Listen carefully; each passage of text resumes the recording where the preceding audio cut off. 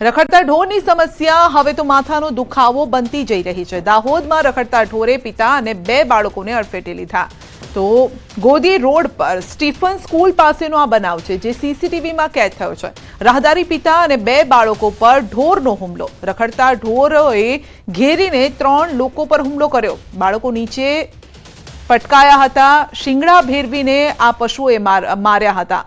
તો બાળકો અને પિતાએ ઢોરથી બચવા માટે બૂમો પાડી હતી, જેના કારણે આસપાસના લોકો એકઠા થઈ ગયા અને જેથી બાળકોને બચાવી લેવામાં આવ્યા હતા।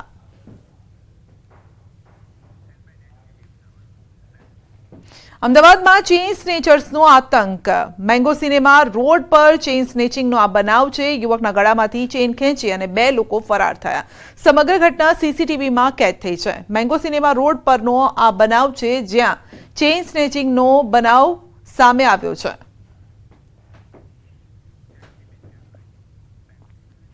મહેસાણામાં વીજ કર્મચારીને લાગ્યો છે કરંટ। થાંભલા પર કામ કરતા સમયે કરંટ લાગ્યો છે।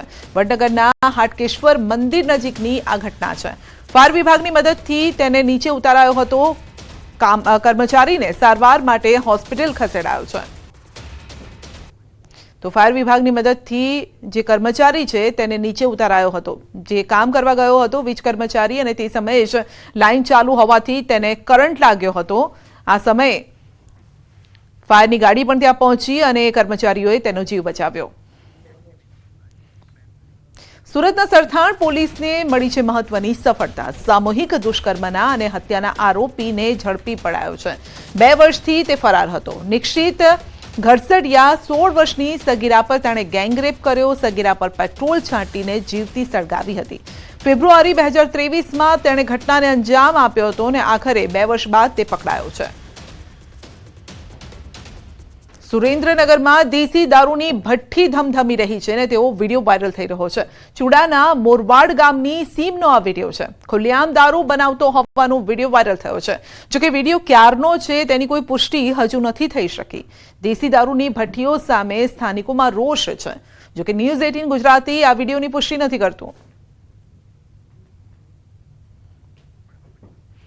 તો દેશી દારૂની ભઠ્ઠીઓ ધમધમી રહી છે। લોકોને એ દેખાઈ રહી છે, પરંતુ પોલીસને તે નથી દેખાતી। જો કે આ વિડીયો વાયરલ વિડીયો છે, માટે ન્યૂઝ 18 ગુજરાતી આની પુષ્ટિ નથી કરતું, પરંતુ ગામે ગામ આ પ્રકારના દ્રશ્યો જોવા જરૂર મળી જશે। આંતરરાજ્ય સરહદ પર દારૂની બેરોકટોક ખેપથી અકસ્માત સર્જાયો છે। અરવલ્લીના ભિલોડામાં દારૂની બેરોકટોક ખેપથી અકસ્માત। કોથળામાં દારૂ ભરી હેરાફેરી કરતા સમયે બુટલેગરે અકસ્માત સર્જ્યો। સામેથી આવતી બાઇકને ટક્કર મારતા ચાલક ઘાયલ થયો। ઘાયલ બાઇક સવારને મોડાસા સિવિલ ખાતે ખસેડાયો છે। કમઠાડિયા ગામ પાસેની આ ઘટના છે। અમદાવાદના બોડકદેવમાં એસએમસીના દરોડા સિગારેટનો જથ્થો ઝડપી પડાયો છે। 2 કાર રોકડ સહિત ₹43 લાખનો મુદ્દામાલ જપ્ત કરાયો છે।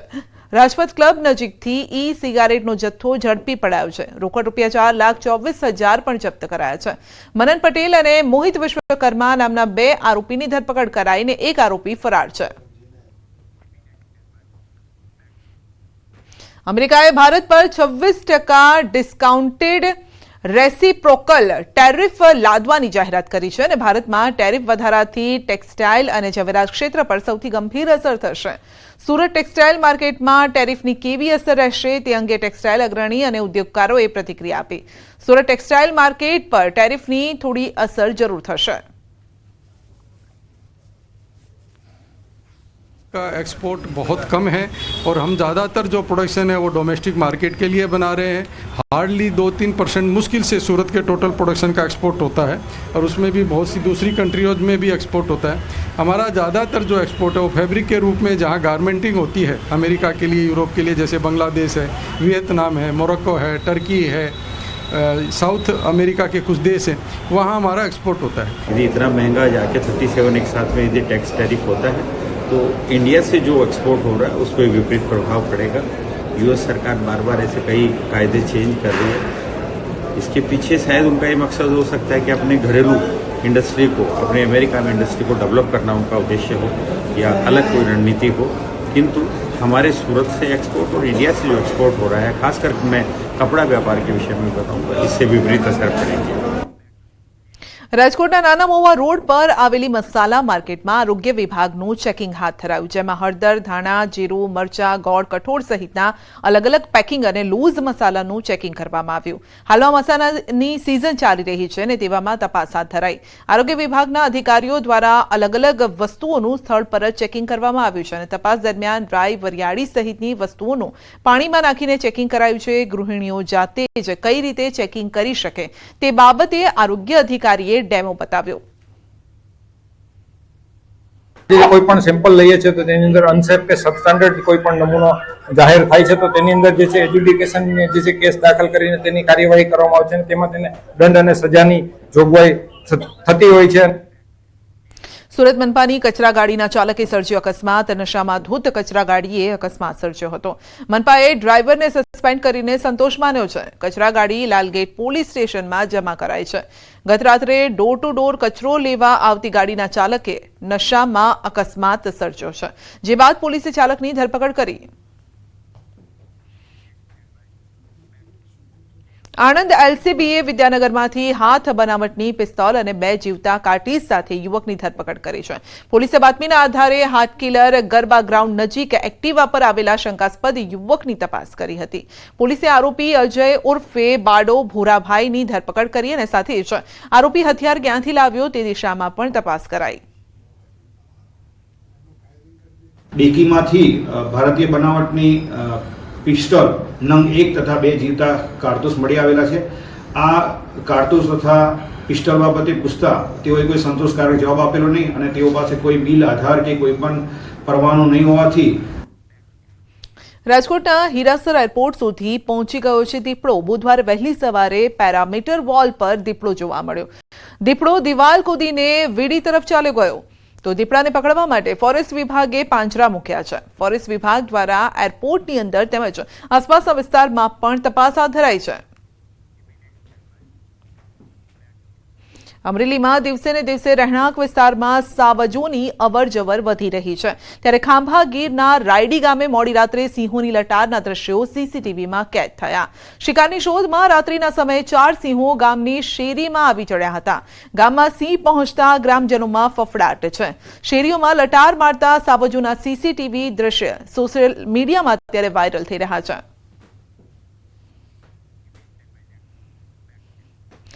પંચમહાલ જિલ્લાની જીવાદોરી સમાન પાનમ જળાશયના 10 રેડિયલ ગેટ બદલવાની કામગીરી હાથ ધરાઈ। 45 વર્ષ બાદ આ કામગીરી કરાઈ રહી છે અને આ કામગીરી પાછળ 6.20 કરોડનો ખર્ચ થશે।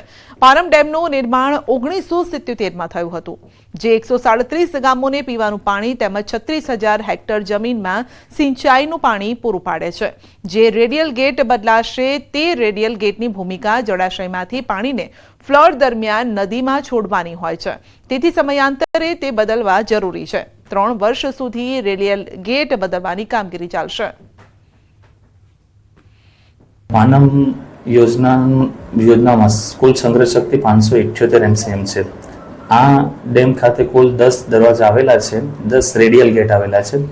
હાલમાં આશરે 45 વર્ષ પછી આ રેડિયલ ગેટ બદલવાની કામગીરીનું આયોજન કરવામાં આવેલું છે। મહેસાણા જિલ્લામાં 2 વર્ષમાં ખાતરના 37 જેટલા નમૂના અપ્રમાણિત નીકળ્યા છે અને જેના કારણે ખેડૂતોને નુકસાન વેઠવાનો વારો આવ્યો છે। મહેસાણા જિલ્લા નાયબ ખેતી નિયામક વિસ્તરણ અધિકારીની કચેરી દ્વારા છેલ્લા 2 વર્ષમાં 1262 નમૂના લેવામાં આવ્યા।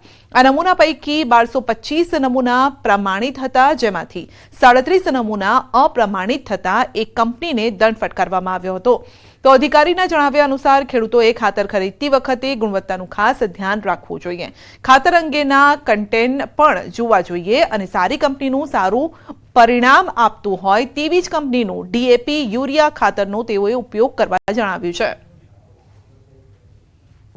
37 નમૂનાઓમાં જોઈએ તો બાયો ફર્ટિલાઇઝર, માઇક્રોરાઇઝા, સેન્દ્રીય ખાતર, પ્રોમ, માઇક્રોન્યુટ્રિયન્ટ આ પ્રકારના ખાતરોનો સમાવેશ થાય છે। ખાસ કરીને જોઈએ તો યુરિયા, ડીએપી, એમોનિયમ સલ્ફેટ વગેરે આપણા સબસિડાઇઝ યુક્ત ખાતરો હોય છે અને આ ખાતરોમાં નમૂનાનું પ્રમાણ ફેલ થવાનું ઓછું છે।